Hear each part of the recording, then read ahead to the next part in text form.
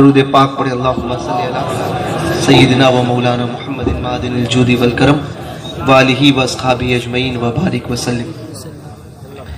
میں عرض کر رہا تھا کہ یہ حضور کا کرم، حضور جب کرم فرمانے پر آتے ہیں تو پھر اتنا عطا کرتے ہیں، اتنا عطا کرتے ہیں کہ انسان کی جھولیاں تنگ پڑ جائے، حضور کا کرم ختم نہ ہو۔ اور یہ کیا کم ہے کہ حضور نے ہمیں اپنا بنا کر رکھا ہے۔ اس سے بڑا کرم حضور کا کیا ہو سکتا ہے؟ میں نے ہزاروں کو دیکھا ہے، ہزاروں کو دیکھا کہ جو سنیت پر تھے اور سنیت سے پھر گئے، کوئی منہاجیت کی طرف گیا، کوئی رافضیت کی طرف گیا، کوئی بد مذہبیت کی آڑ میں گیا، کوئی کفر بد مذہب، کوئی بد دین ہوا، کسی نے کفر کیا۔ یہ دیکھے ہوئی بات بتا رہا ہوں۔ کیا یہ حضور کا ہم پر کرم نہیں کہ ہمارے گناہوں کے باوجود بھی حضور نے ہمیں اپنے دین سے لگا کر رکھا؟ اس سے بڑی دولت حضور کی طرف سے ہمیں کیا مل سکتی ہے؟ سب سے بڑی نعمت سرکار کی بارگاہ کی طرف سے ہمیں یہ، ورنہ اگر ہم اپنے گناہوں کا تجزیہ فرمائے، اپنے گناہوں کی طرف دیکھیں تو ہم اپنے آپ کو خود جانتے ہیں، کسی اور کو کہنے کی ضرورت نہیں ہے۔ ایک انسان کو اس کے علاوہ اس سے زیادہ انسانوں میں ظاہری طور پر کوئی نہیں جانتا۔ سرکاروں کی بات نہیں کرتا ہوں، خود کی بات کر رہا ہوں، عام انسان کی بات کر رہا ہوں۔ ہمارے حال کو ہمارے رب کے سوا کوئی نہیں جانتا، تو یا تو ہمارے حال کو ہم جانتے ہیں، یا ہمارا دل جانتا ہے، یا پھر دل ہی جانتا ہے۔ ٹھیک ہے، تو ہم جانتے ہیں کہ ہم نے کیا کیا کیا ہے، کتنے بڑے گنہگار ہیں، کتنے بڑے سیاہکار ہیں۔ اس کے باوجود کیا کرم حضور کا یہ کم ہے کہ حضور نے اپنی غلامی میں رکھا ہے۔ کیا یہ کرم کم ہے؟ اور اس کرم کے سامنے دنیا کی تمام نعمتیں قربان ہیں۔ اس کرم کے سامنے تمام نعمتیں، تمام دولتیں قربان ہیں کہ جو انسان دولت پا کر بھی حاصل نہیں کر سکتا، وہ نعمت ایمان کی اللہ تعالیٰ نے ہم گنہگاروں کے صدقے، ہم گنہگاروں کے نصیب میں رکھی کہ ایک انسان کروڑوں پتی ہو جائے۔ آج امبانی اڈانی کو آپ نے سنا، خربوں روپیہ ہے، پیسوں کی کوئی کمی نہیں، مگر اس کے باوجود اگر پوچھا جائے گا ایک مسلمان سے تو وہ کہے گا کہ میرے نزدیک وہ ایک بھکاری کی حیثیت ہے۔ کیوں؟ کیونکہ جس دولت سے اللہ نے مجھے مالا مال کیا ہے وہ اس کے پاس نہیں ہے۔ وہ دولت ایمان ہے، اور یہی دولت آخرت میں کام آئے گی۔ اس کو یاد رکھیے، یہی دولت کام آئے گی۔ آپ کا بینک بیلنس، آپ کا سٹیٹس، آپ کا دنیا میں اٹھنا بیٹھنا چلنا پھرنا کوئی نہیں پوچھے گا۔ پوچھا جائے گا، دیکھا جائے گا تو صرف یہ کہ وہ دولت جو ایمان کی ہے، جس کو ہم کہتے ہیں جان ہے عشق مصطفیٰ، روز فزوں کرے خدا، جس کو ہو درد کا مزہ نازے دوا اٹھائے کیوں ہے۔ اور اللہ کی سرتاب قدم شان ہے یہ، انسان نہیں انسان، وہ انسان ہے یہ۔ قرآن تو ایمان بتاتا ہے انہیں، قرآن تو ایمان بتاتا ہے انہیں، اور ایمان یہ کہتا ہے میری جان ہے یہ، میری جان ہے یہ۔ تو اس جان ایمان کو اپنے دل میں بساؤ۔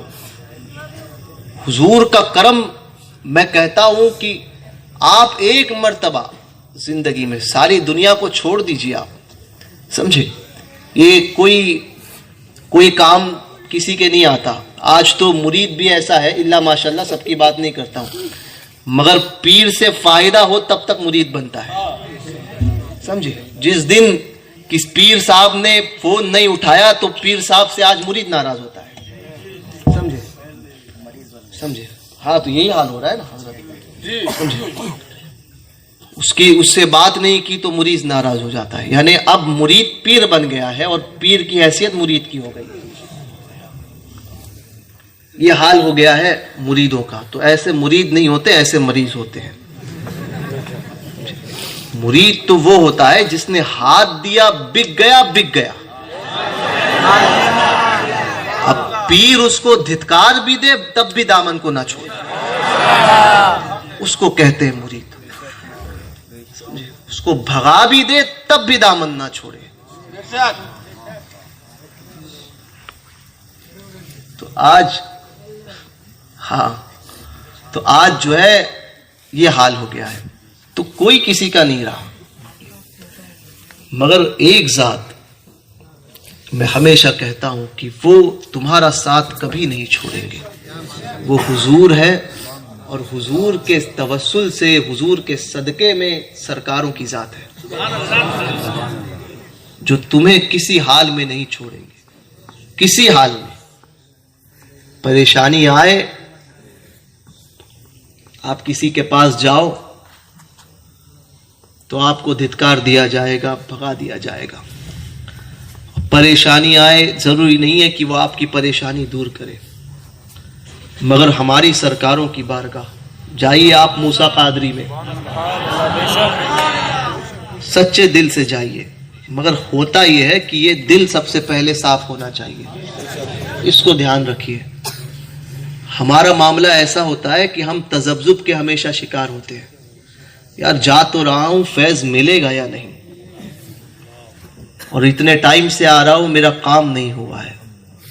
تو جب خود ہی تذبذب میں ہو اور جب خود ہی شک میں ہو، شش و پنج میں ہو، تو وہاں سے تم امید کیا کرتے ہو کہ کچھ ملے؟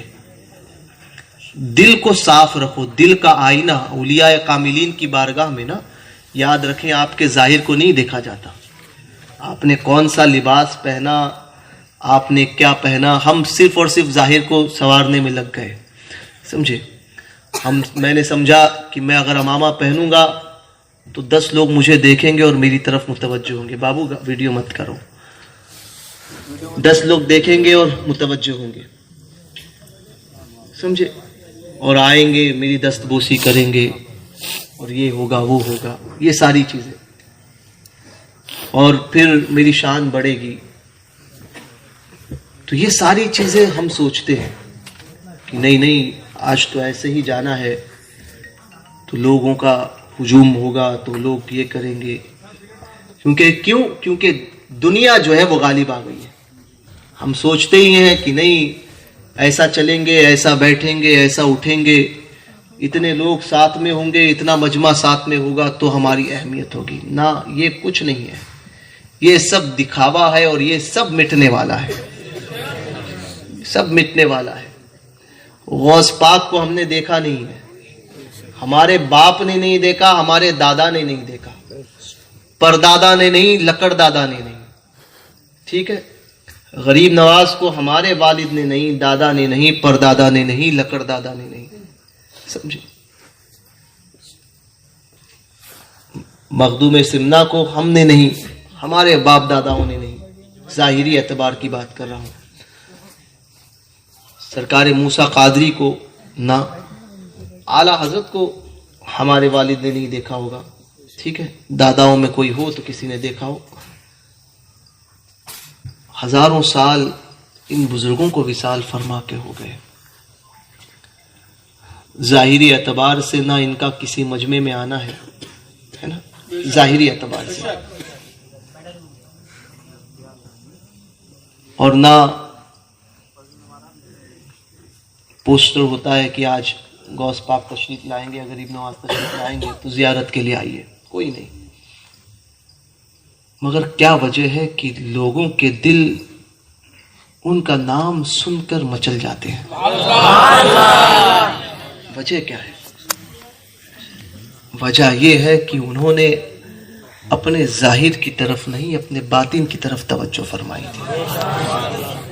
اس کو انہوں نے ستھرا تھا ہی مزید نکھارا. صاف کرنے کی ان کو کیا ضرورت تھی؟ جن کے قلب کو اللہ نے پاک کر دیا. ان سرکاروں کے اعلیٰ حضرت کے تعلق سے پیر و مرشد سرکار آل رسول احمدی نے یہی فرمایا تھا نا کہ یہ ستھرا قلب لے کر آئے تھے. صاف و شفاف قلب لائے تھے, صرف نسبت کی ضرورت تھی. تو جو خود صاف ستھرے ہو ان کو اور صاف کرنے کی کیا ضرورت ہے؟ تو ان سرکاروں کا عالم کہ انہوں نے اس کی طرف توجہ فرمائی بس, اور ساری دنیا کو اللہ نے ان بزرگوں کی طرف پھیر دیا. 800 سال, 900 سال, 1000 سال, 700 سال, 100 سال ہونے کو ہیں. ہمارے گھر میں ہمارے باپ دادا کی جتنی فاتحہ نہیں ہوتی ہوگی ہے اتنی ساری دنیا میں اعلیٰ حضرت کی فاتحہ ہوگی. کیا وجہ ہے؟ کون سا خون کا رشتہ ہے تاج الشریعہ سے آپ کا اور ہمارا؟ کون سا خون کا رشتہ ہے مفتی اعظم سے ہمارا اور آپ کا؟ اعلیٰ حضرت سے کون سا رشتہ ہے؟ غوث پاک سے میرا تو ہے, مگر ظاہری اعتبار سے آپ کا کون سا رشتہ ہے؟ مگر کیا وجہ ہے؟ کیا وجہ ہے؟ کیا وجہ ہے کہ آج بھی ہمارے گھروں میں آئے دن کچھ ہوتا ہے تو یا غوث کہتے ہیں, کوئی گرنے جائے تو یا غوث, کوئی گر جائے تو یا غوث, ہر اٹھتے بیٹھتے ہم یا غوث کہتے ہیں. وجہ کیا ہے؟ وجہ یہی ہے کہ انہوں نے اپنے رب کی رضا چاہی, رب کو راضی کیا, اللہ نے ساری مخلوق کو ان کے قدموں میں ڈال دیا اور خلق کا حاجت روا بنا دیا. تو ہمارے اعمال تو ایسے نہیں ہیں, ہم تو ان سرکاروں کے غلاموں کی فہرست میں بھی آ جائے تب بھی ہماری قسمت کی معراج ہے. یہی ہمارے لیے کافی ہے اور یہی ہمارے لیے بہت ہے. سرکاریں بننے کی کوشش ہمیں نہیں کرنی چاہیے, غلامی میں ہی ہمارے لیے عافیت ہے.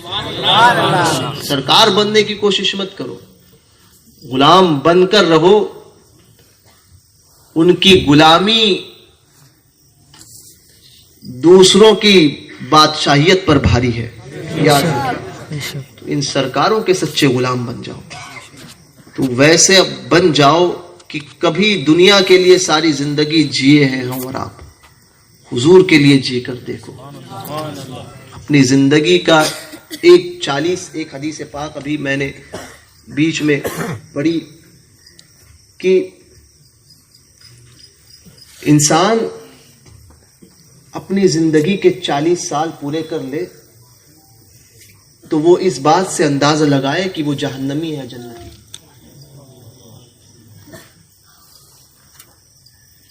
40 سال اگر جس کی ہو جائے تو وہ اس بات کا اندازہ لگائے کہ وہ جنتی ہے جہنمی. کیسے؟ کیونکہ اس کی ایک زندگی کا ایک اپروکسیمیٹلی جو حصہ ہوتا ہے وہ 60 سال 70 سال 40 سال ایک آدھی زندگی سے زائد ہو گئے. ٹھیک ہے. اب اگر وہ اس زندگی میں 40 سال میں اس نے گناہ کیے ہیں اور سارے معاملات ہی ویسے ہیں تو وہ سوچیں, فکر کریں اس بات پر کہ میں نے اپنی زندگی کا ایک بڑا حصہ گناہ میں گزار دیا. اب میرا عالم کیا ہے میں خود جانتا ہوں. توبہ اور استغفار کریں.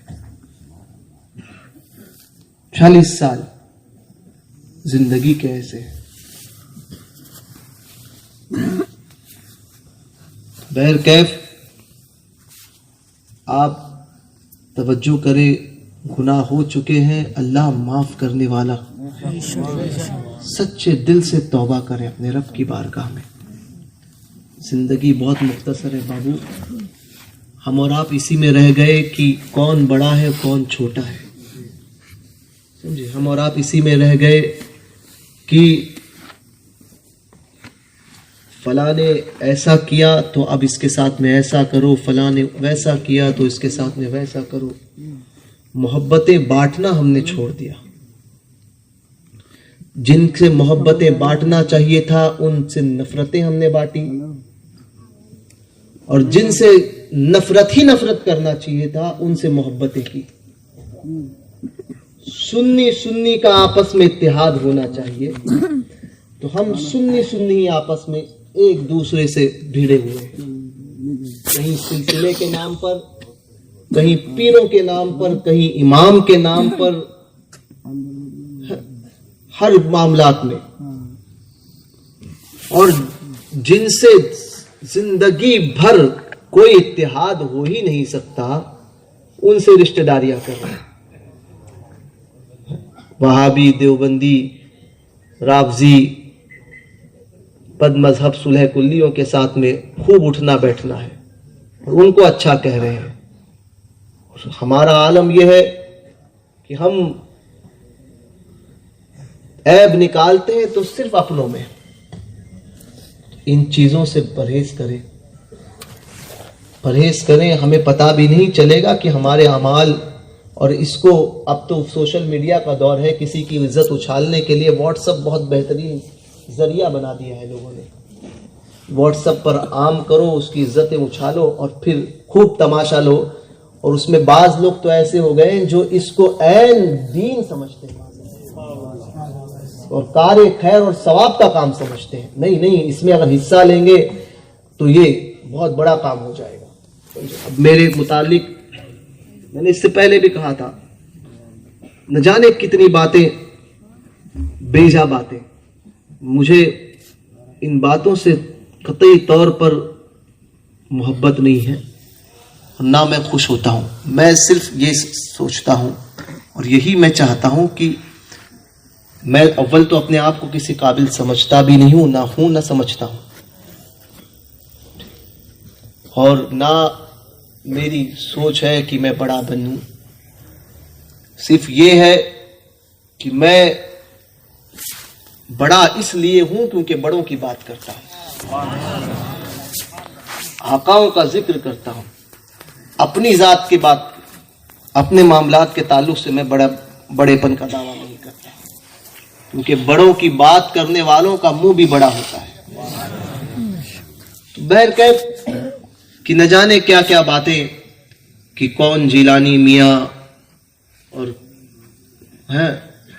یہ ساری چیزیں جو ہے وہ چالو ہوئی, اور پھر وہ جیلانی میاں اور فلاں جیلانی میاں, اور یہ ان کے تعلق سے انہوں نے یہ فرمایا, فلاں نے یہ فرمایا, سمجھے.